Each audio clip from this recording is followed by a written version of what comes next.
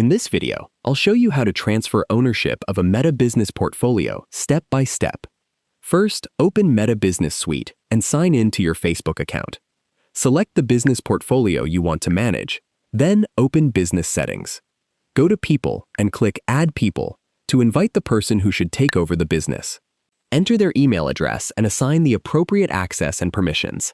After they accept the invitation, make sure they have the required full control over the business portfolio and its connected assets, such as Facebook pages, Instagram accounts, and ad accounts. If your Meta account provides an option to change the primary business administrator or ownership, follow the on-screen instructions to complete the transfer. Before removing yourself, confirm that the new administrator can access the business portfolio and all important business assets. Keep in mind that Meta's ownership and permission options can vary depending on your account and business setup. That's how you can transfer control of a Meta business portfolio safely. If you found this video helpful, please like the video, subscribe to the channel, and turn on notifications for more easy Facebook and Meta tutorials. Thanks for watching.